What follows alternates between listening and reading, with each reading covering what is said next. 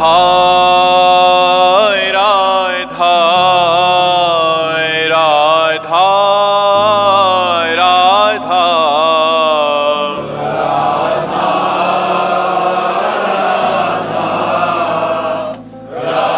राधा राधा राधा राधा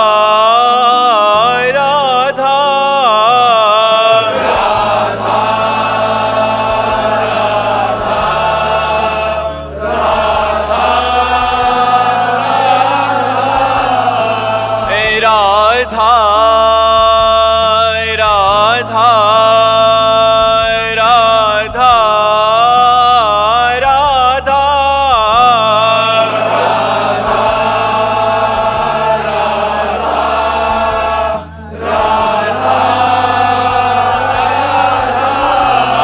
राधा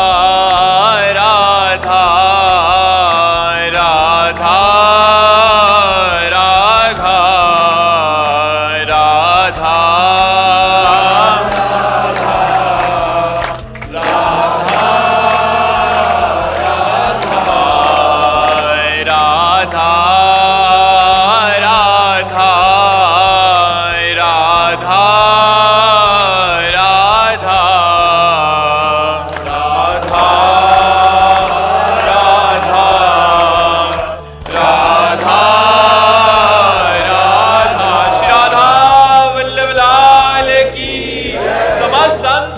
भक्तन की, श्री वृंदावन धाम की, सद्गुरुदेव भगवान की।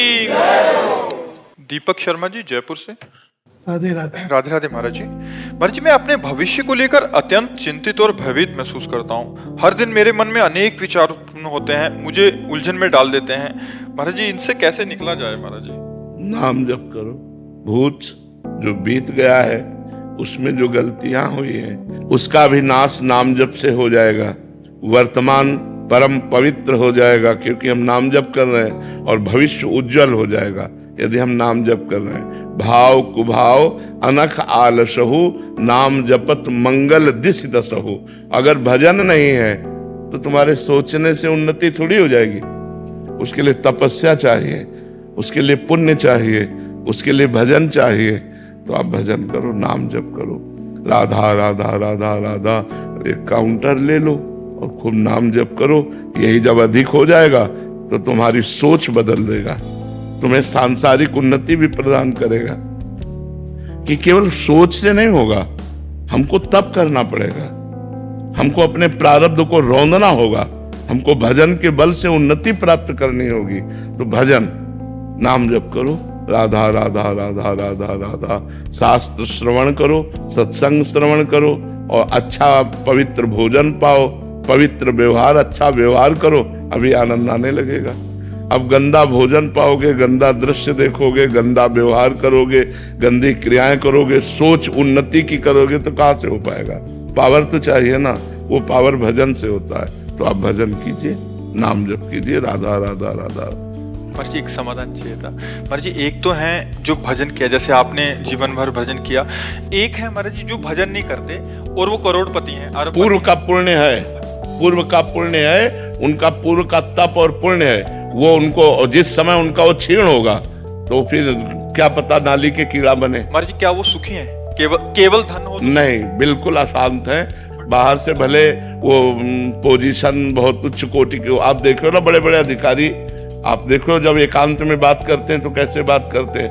सुख कैसे हो सकता है? सच्चिदानंद भगवान से चित्त जोड़े बिना कामनाएं नष्ट नहीं होती। कामनाएं जब तक होती है तब तक सुख कहाँ है? अशांति है। अशांतस्य कुतः सुखम। हम तो देखते हैं कि गाड़ी है, बंगला है। तो ये कोई सुख है क्या? गाड़ी कोई सुख है? मकान कोई सुख है? एसी में बैठा जल रहा है, अंदर चिंताएं, शोक, उद्वेग, नाना प्रकार के विषाद उसको जला रहे हैं। अगर भगवान में चित्त जुड़ा हुआ है तो फटे पुराने कपड़े भी है लेकिन परमानंद में डूबा है। न पारमेष्ठम न महेंद्र दिष्टम न सार्वभौमम न रसाधिपत्यम न योग सिद्धि अपनर्भवम वा। उसको कुछ नहीं चाहिए, ब्रह्मा का पद भी नहीं चाहिए। 7 गांठ कौपीन में इंद्र बापुरो कौन। सच्चिदानंद भगवान से चित्त जुड़ा हुआ है तो बोले 7 जगह से फटी लगोटी है फिर भी इंद्र बापुरो कौन, उसके लिए इंद्र बेचारा है। भगवान से चित्त नहीं जुड़ा तो धन या मकान या पद या प्रतिष्ठा कितने दिन।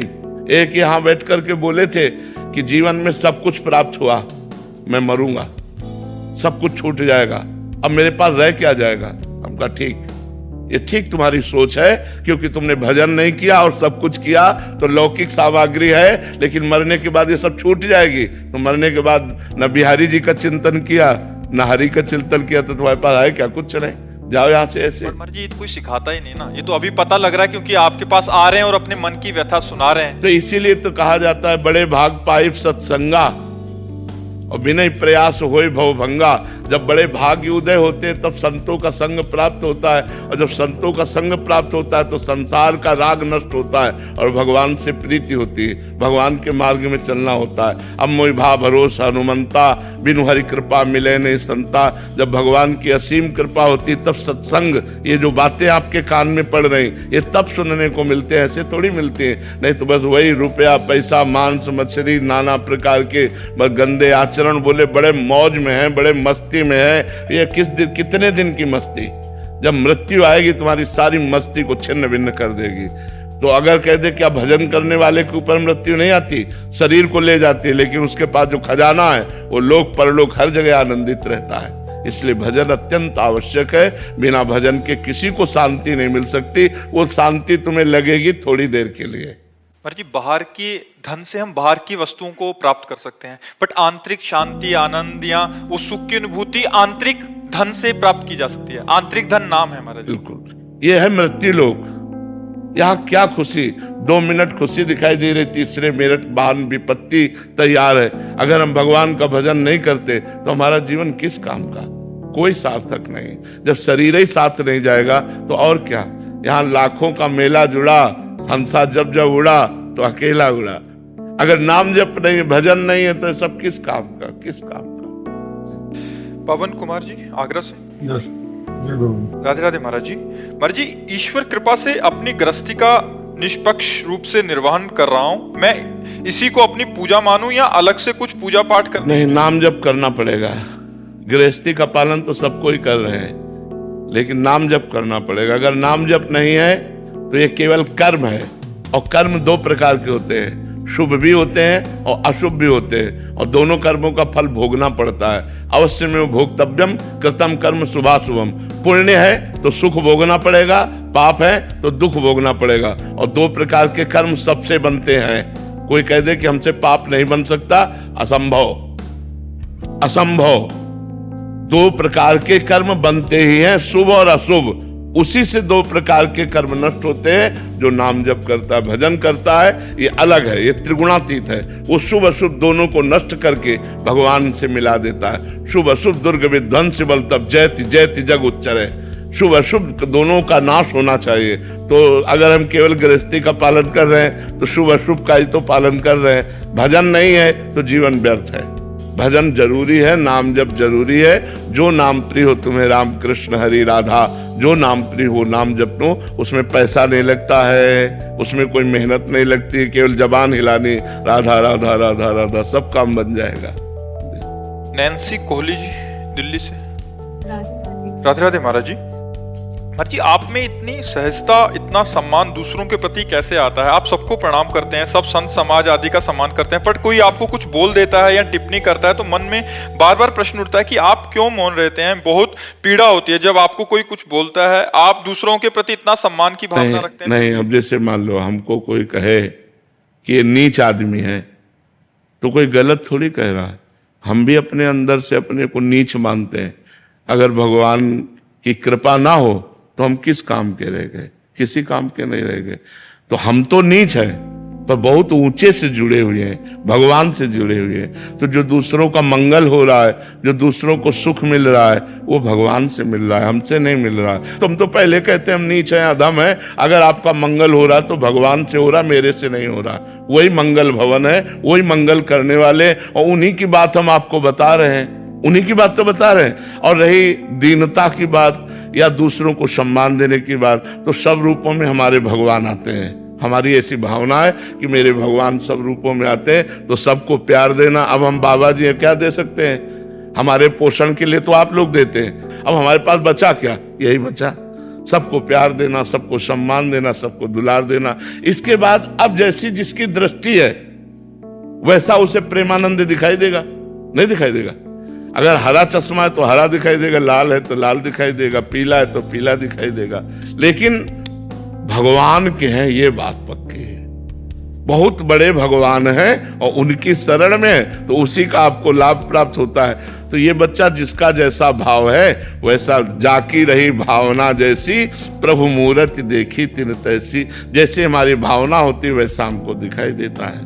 और ये एक अरबपति का छोटा बच्चा भी अमीर। हाँ, तो इसी ठसक में हम बोलते हैं, और कोई बात थोड़ी। भगवान के हैं, बस इसी बात से हम बोलते हैं। हमारा वृंदावन, हमारे प्रिया जो, हमारे बिहारी बिहारिन जो, और इसकी चर्चा कोई भी कर सकता है कि जो अधिकारी हो उससे कर सकते हैं, अनाधिकारी से इसकी चर्चा भी नहीं कर सकते। और उसी का चमत्कार आप देख रहे हो, और तो कुछ नहीं है। अंबर गुप्ता जी, श्री हरिवंश महाराज जी। महाराज जी, आपके चरणों में कोटि कोटि प्रणाम। महाराज जी, इच्छाओं सीमाओं में कैसे बांधे रखें इच्छाओं? देखो, जब तक भजन नहीं होता तब तक अज्ञान का नाश नहीं होता, और जब तक अज्ञान देहाभिमान बना रहता है तब तक कामनाएं बनी रहती हैं। अगर इच्छाओं का त्याग, तो कामना का त्याग, वासना का त्याग, वो अज्ञान का त्याग होने पर होता है। जब तक मैं देह हूं, ये अज्ञान बना रहेगा, तब तक कामनाएं बनी रहती हैं। जब हम निरंतर भजन का अभ्यास करते हैं तो हमारा हृदय पवित्र होता है। पवित्र हृदय में सद्वासना उठती है। सद्वासना भगवत प्राप्ति, प्रियालाल से मिलने की इच्छा, प्रियालाल के प्रेम में रोने की इच्छा, प्रियालाल के निरंतर भजन की इच्छा। असद्वासना शरीर के भोगों की इच्छा, धन की इच्छा, मकान की इच्छा, उन्नति, सांसारिक मान प्रतिष्ठा, ये इच्छाएं मलिन हृदय में होती है। तो हमको अगर इच्छाओं पर शासन करना है तो हमें भगवान नाम जप करना है। अधिक से अधिक नाम जप करो, पवित्र भोजन, सत्संग श्रवण करो, शास्त्र स्वाध्याय, नाम कीर्तन। अभी देखो तो कुछ समय बाद आपका हृदय अपने आप मलिन वासनाओं से हटने लगेगा। पर इसको दीर्घ काल तक, लंबे समय तक करे, लाभ दिखाई दे या ना दिखाई दे, लाभ हो रहा है पर दिखाई ना दे तो भी हमें करना चाहिए, क्योंकि अनंत जन्मों से हमारी दुर्वासनाएं हमको घसीटती रही है। तो हो सकता है ये सब करने पर भी हमारे अंदर ऐसा लगे कि अभी कामनाओं का त्याग नहीं हो रहा, लेकिन हो रहा है, प्रोसेस चालू है। वो धीरे धीरे आपको निष्काम कर देगा। आकाश चतुर्वेदी जी, जबल श्री हरिवंश महाराज जी, आपके चरणों में कोटि कोटि प्रणाम। महाराज जी, कैसे जाने कि कर्ता भाव समाप्त हो रहा है या नहीं, इसका क्या लक्षण? जब पेट भरता है तो हमको किसी दूसरे से पूछना पड़ता है क्या कि हम कैसे जाने हमारा पेट भर गया? जब हमें ज्ञान हो जाएगा तो हमें खुद पता चल जाएगा कि कर्ता भाव का लय हो गया। कर्ता भाव हम ही को तो अनुभव होगा। अनुभव गम में भजे जय संता, वो तो अपने को अनुभव में आएगा। जब कर्ता भाव चला गया तो आप देखोगे आप कठपुतली की तरह हो, भगवान आपसे करवा रहे हैं। जब तक मैं करता हूं तब तक मूढ़ता बनी रहती है। अहंकार विमूढ़ आत्मा करता हमिति मन्यते, अज्ञान बना रहता है, मूढ़ता बनी रहती है। और जहां मूढ़ता का नाश हुआ तो दिखाई देता है कि जैसे बिजली से यंत्र चल रहा है, ऐसे त्रिगुण माया से शरीर चल रहा है। यंत्रारूढ़ानि मम माया, मैं इसमें करता कहीं नहीं हूं। गुणानुगुण वर्तन्ते मनुष्या पार्थ सर्वसा, मैं शुद्ध अकर्ता एक रस आत्मानंद हूं, ऐसा अनुभव होगा। मैं प्रियालाल का नित्य दास हूं, प्रियालाल मेरे से जो करवा रहे हो रहा है। ज्यों ज्यों राखत हो हरि, त्यों त्यों रहियत हो। जैसे प्रभु रख रहे वैसे मैं चल। यहाँ मैं करता, मैं भोगता, ये अज्ञान का नाश हो। ये नाश हो गया तो मुक्त हो गया। जीवन मुक्त पुरुष हो गया, यही तो सारा बंधन है। ये कोई छोटा मोटा बंधन थोड़ी, वो आपको ही अनुभव में आएगा, किसी दूसरे को थोड़ी अनुभव में आएगा। आपको ही अनुभव में आएगा कि अब कर्ता भाव गया, अब तो जो श्री जी की इच्छा उसी से हो रहा है, मेरी कोई इच्छा नहीं। जब इच्छाओं का समन हो जाता है, इच्छाओं का दमन हो जाता है और कोई भोग भोगने की इच्छा नहीं होती है, कोई लाभ पाने की इच्छा नहीं होती है, तो कर्ता भाव लय हो जाता है। आदित्य गुप्ता जी जबलपुर से। श्री हरिवंश महाराज जी, माया के हर सूत्रों को काट देने वाली बुद्धि कैसे आएगी? नाम जप से। जासु नाम भव भेषज हरन घोर त्रयशूल, दैहिक दैविक भौतिक सतोगुण रजोगुण तमोगुण द्वारा उत्पन्न जितना माया का खेल है, इस सब को हरण कर ले, ऐसी सामर्थ्य भगवान के नाम में है, राधा नाम में है। राधा राधा राधा राधा हर समय जपो, हर बाधा नष्ट हो जाएगी।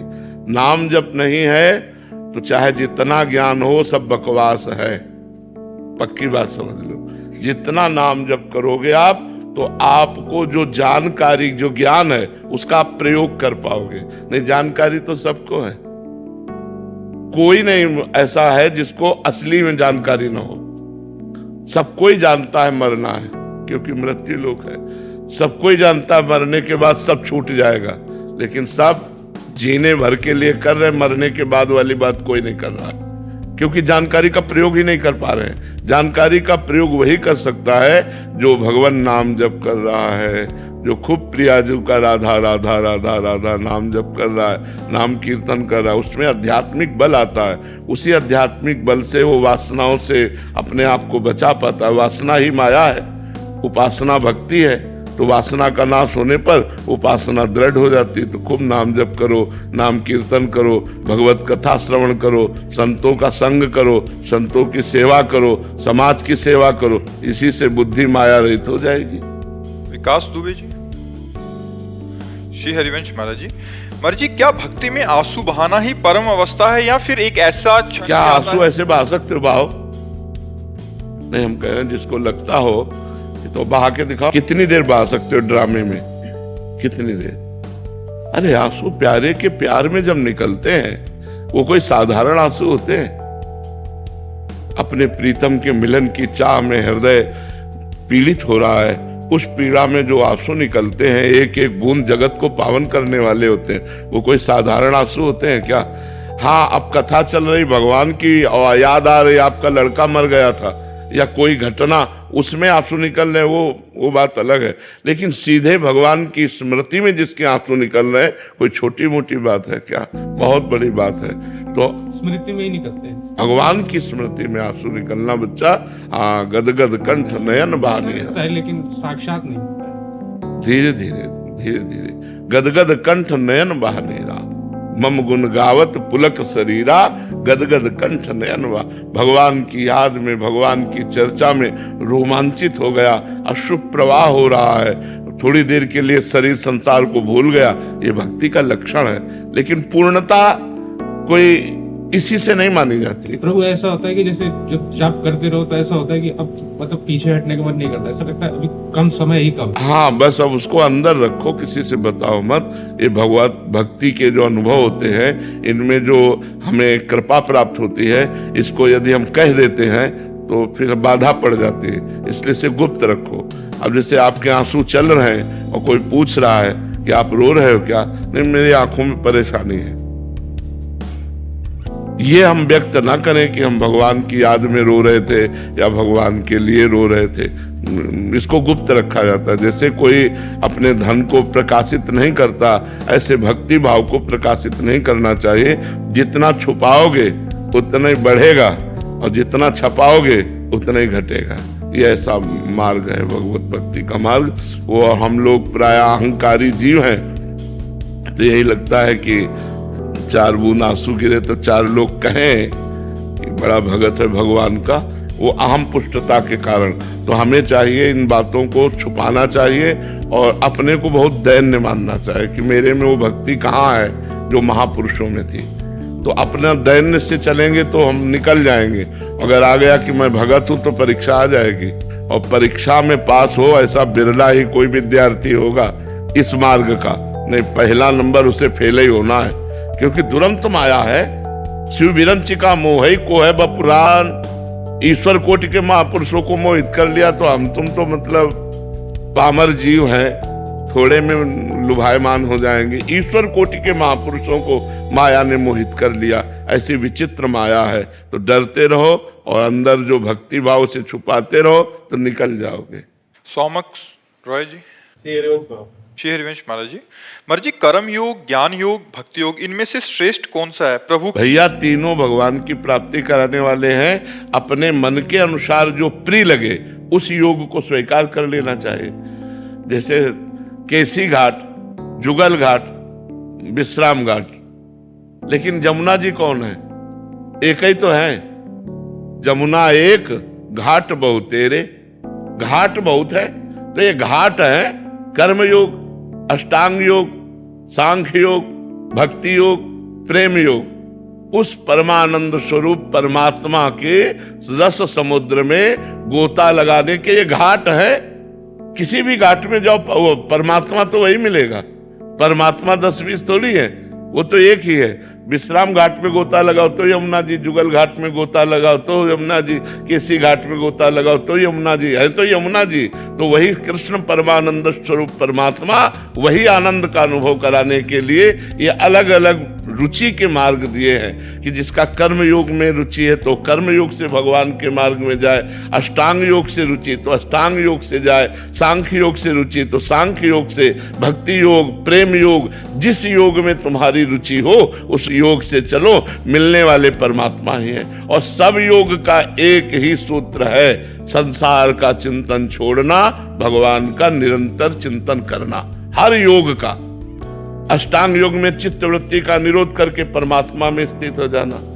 भक्ति योग में भगवान के लीला गुण नाम कीर्तन का गान करते हुए भगवान में तन्मय हो जाना। सांख्य योग में ब्रह्म सत्यम जगन मिथ्या, जगत मिथ्या है ऐसा मानकर इसका त्याग कर ब्रह्म में स्थित हो जाना। सब योगों का सार है भगवान का निरंतर स्मरण और संसार के चिंतन को छोड़ना। बात समझ रहे हो ना? गुरु जी, अगर कर्मों में पहले से दोष हो और किया हो हमने, तो क्या हम भक्ति कर रहे हैं या? हाँ, तो वो शांत हो जाएंगे, वो नष्ट हो जाएंगे। जैसे हमारे कपड़े में गंदगी हो गई है तो उसके साबुन भी हैं साफ करने वाले, और हाँ आला और क्या डालो तो ले साफ हो जाते हैं। तो ऐसे ही भगवान का भजन जो है, भगवान का चिंतन, तीर्थ याटन, दान, पुण्य, ये सब वो चीजें हैं जो हमारे हृदय को पवित्र कर देती है, निष्पाप कर देती है। अब जैसे गिरिराज जी की परिक्रमा लगा रहे हो नाम जप करते हुए, वृंदावन की परिक्रमा लगा रहे हो नाम जप करते हुए नंगे पैर, तो जो आपको कष्ट मिल रहा है, जो आप तप कर रहे हो, इससे आपके पाप भस्म हो जाएंगे। समीर जी महाराष्ट्र से। श्री हरिवंश। श्री हरिवंश महाराज जी, मृत्यु का स्मरण ही भजन का स्वरूप है क्या? भजन में सहायक है, स्वरूप तो नहीं है। महाराज जैसे हमेशा मतलब डर लगा रहता है मन में। हमने क्या कहा? भजन में सहायक है, स्वरूप नहीं है। भजन का स्वरूप है भगवान का स्मरण। भजन में सहायक है। जहां हमारा राग होता है, जब हम ये चिंतन करते हैं कि यार मरना है, तो सब बेकार लगता है। कि जब मरना है सब छूट जाएगा यार, तो राधा राधा जपो जिससे मंगल हो जाए, भगवान का स्मरण करो जिससे मंगल हो जाए। तो ये मृत्यु का भय सहायक है, ना कि भजन है। महाराज जी ऐसे लगता है कि कभी भी मर सकते हैं तो और ज्यादा नाम जप। बिल्कुल बिल्कुल, वो तो तुम्ही को क्या लगता है, हमको भी लगता है।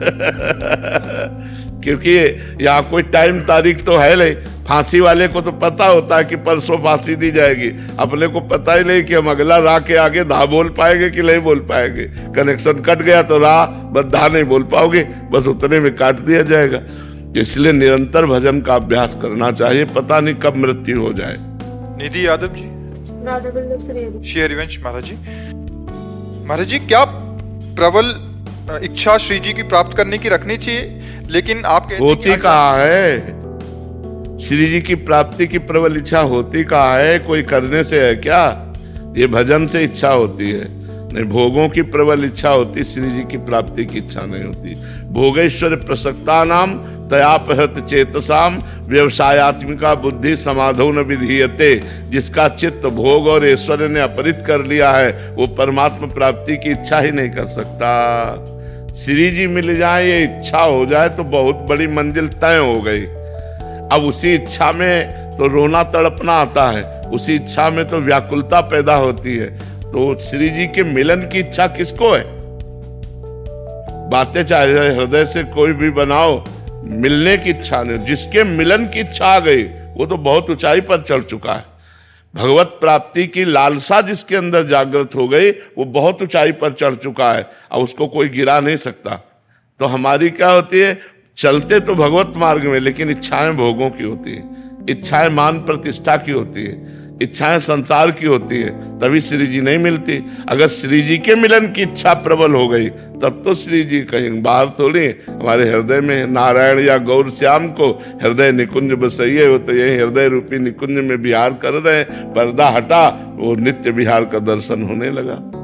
एक कृष्ण हजारों गोपियां, पर हर एक गोपी का अपना था कृष्ण। हाँ, बिल्कुल ठीक है। एक प्रेमानंद लाखों भक्त, हर एक भक्त का अपना प्रेमानंद। ये तो अलग अलग अनुभव की बात है। हो संसारी या साधु संत, सबको यहां लगता अपना ज्ञान अल्प।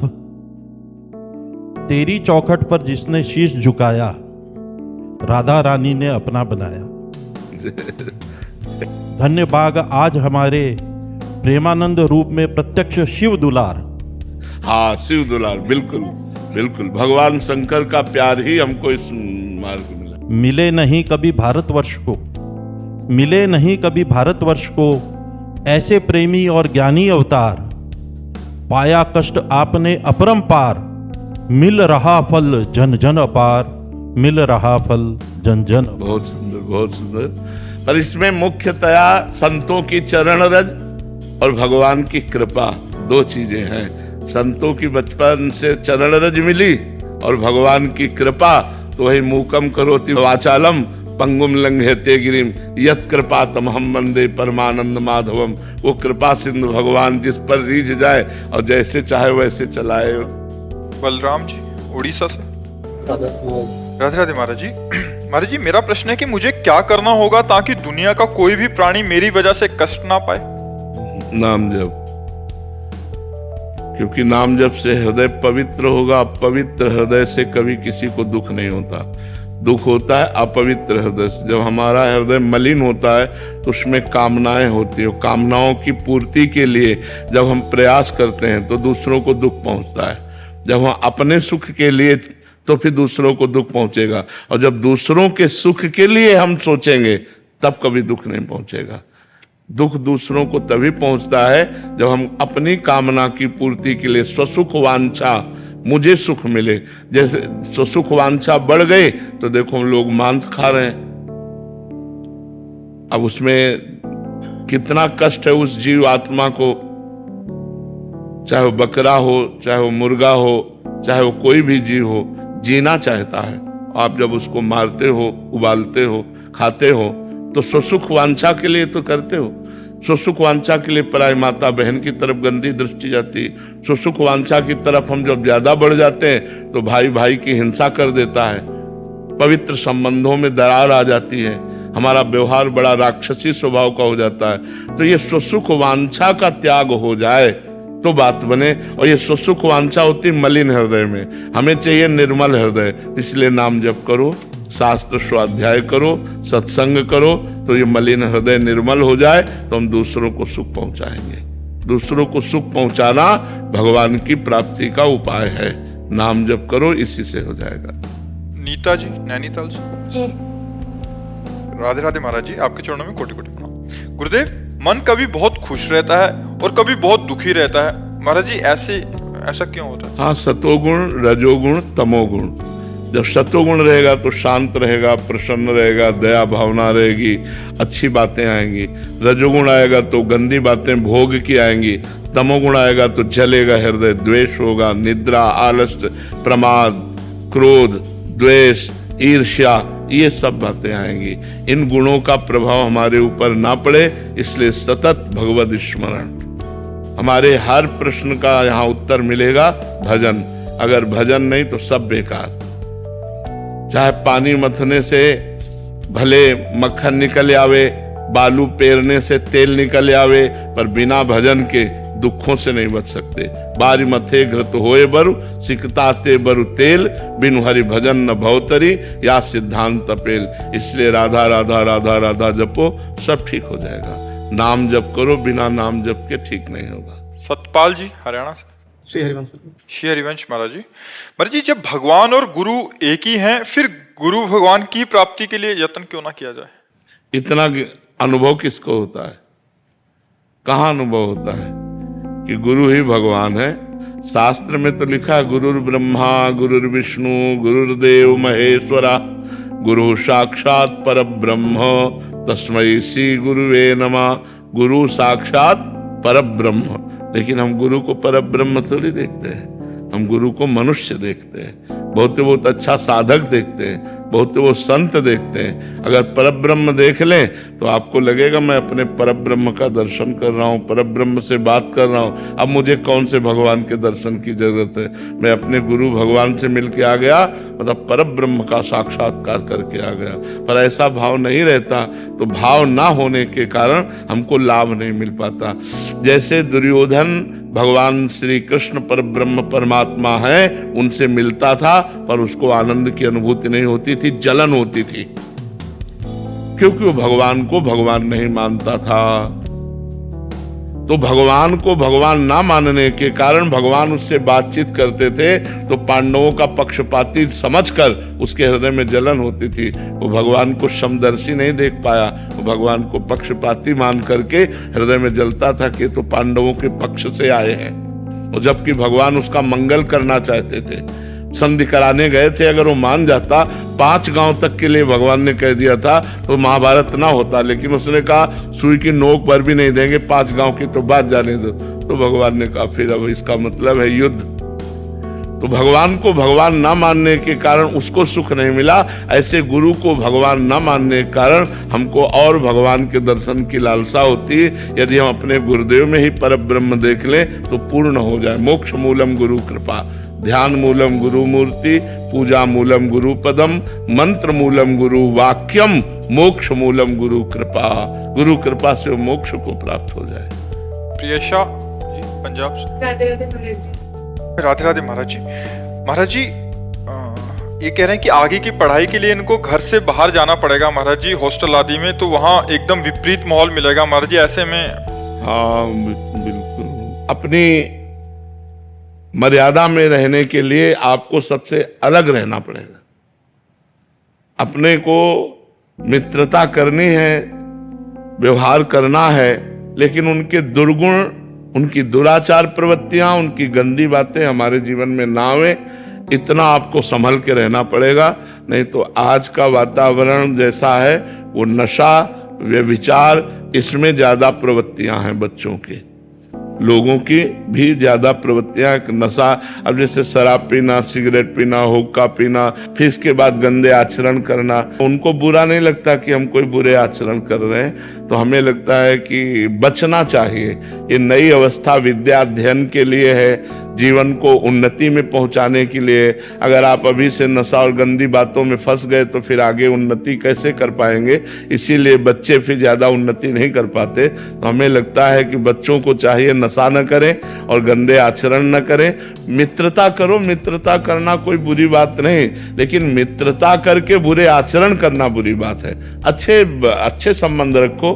देखो एक घर में भाई बहन रहते हैं, कहाँ परेशानी रहती है? तो एक स्कूल में हम अगर 100 बच्चे 100 बच्चियां रहते हैं और भाई बहन की तरह रहे तो क्या परेशानी है? लेकिन अगर हम गंदे आचरण करेंगे बचपन से ही तो हमारा फिर जीवन उन्नतिशील नहीं रहेगा, क्योंकि हमारे चिंतन में विषय वासनाएं आ जाएंगी, नशा आ जाएगा, तो फिर हम विद्या अध्ययन नहीं। विद्या अध्ययन भी एक तपस्या है, एक साधना है। तो जब तक हम विद्या अध्ययन करें तब तक हमें दुर्व्यसनों से और दुर्व्यवहारों से बचना चाहिए। एक प्रश्न पूछने के लिए दोबारा मैं आया। पहली दफा आपकी तबीयत कुछ नादुरुस्त थी, तो गौ माता इतनी पूजनीय है, ठाकुर जी ने पूजा की, माता जी ने पूजा की उसकी, तो कोई भेड़, बकरी, ऊंट, गट्टा कुछ आवारा दिखता नहीं है। ये गौ माता जहाँ देखो वहाँ आवारा घूम रही है। इसका कारण क्या है? कलयुग में लोगों की स्वार्थ बुद्धि विशेष बढ़ गई है। अर्थ प्रधान बुद्धि हो गई, धर्म प्रधान बुद्धि नहीं हुई। धर्म का ह्रास होने के कारण जो हमारा धर्म का मूर्तिमान स्वरूप गौ है उसका तिरस्कार हो रहा है। आप संत बड़े बड़े महापुरुषों ने बड़ी बड़ी गौशालाएं खोल करके आदर पूर्वक गौओं की सेवा कर रहे हैं।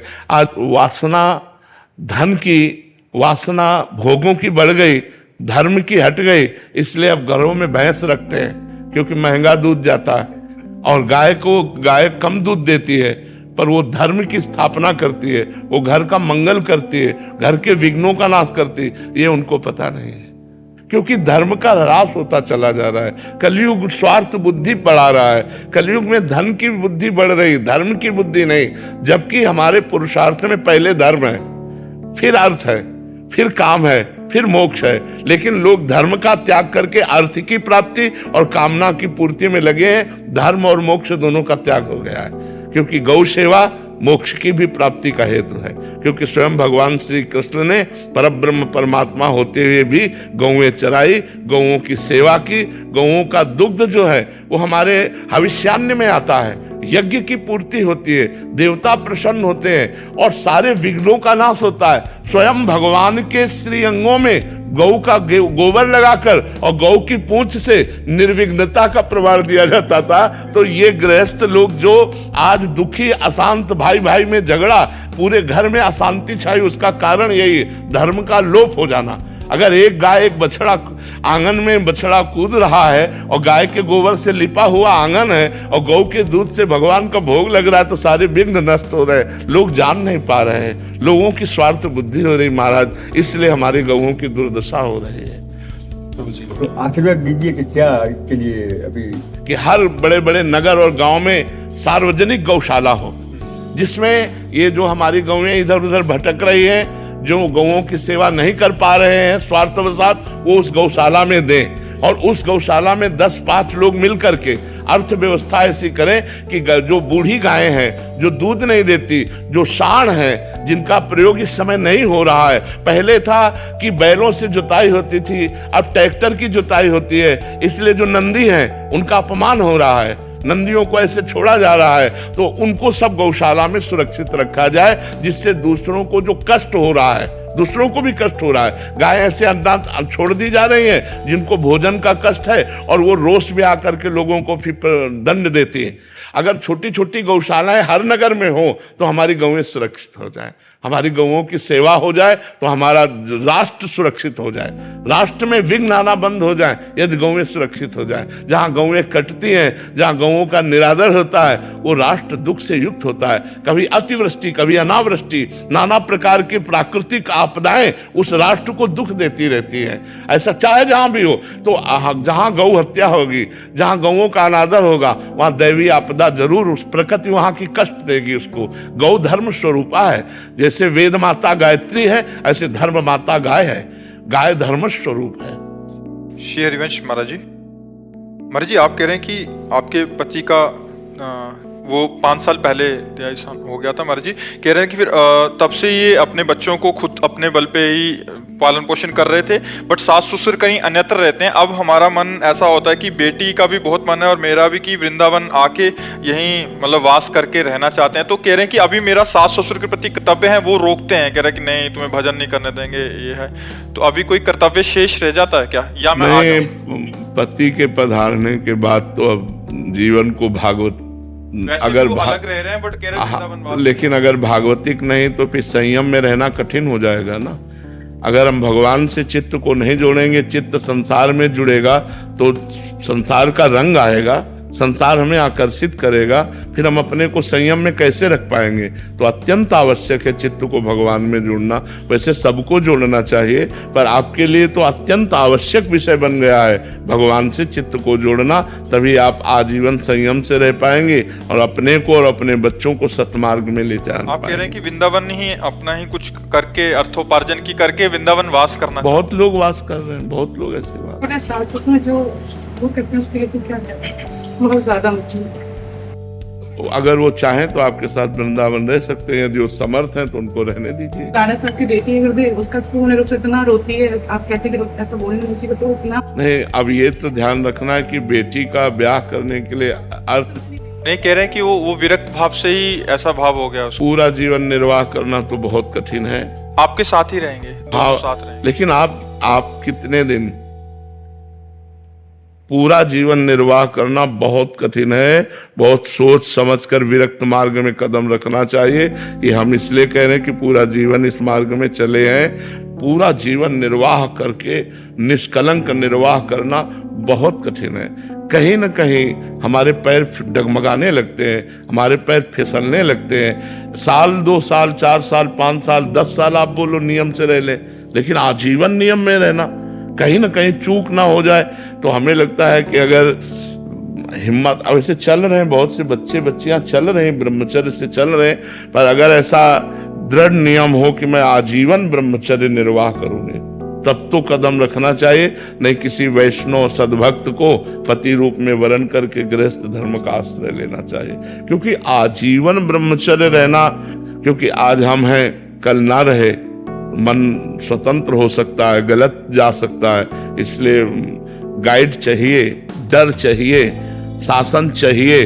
अगर गाइड डर शासन हमारे जीवन में नहीं है तो हम कहीं ना कहीं भटक सकते हैं, हम कहीं ना कहीं फिसल सकते हैं। बहुत फिसलन वाला मार्ग है, 1 सेकंड लगता है फिसलने में, चढ़ने में टाइम लगता है, गिरने में टाइम नहीं लगता है। इसलिए बच्चा देख लो, अगर आजीवन ब्रह्मचर्य किसी पुरुष की तरफ आंख उठा के नहीं देखना, हर कष्ट सहना, तब तो चलो। और अगर ऐसा लगता है कि कहीं डगमगा न जाए तो हमें लगता है फिर ऐसे ऐसे गृहस्थ हैं जो भजन करते हैं, आपको भी भजन करने का सहयोग देंगे।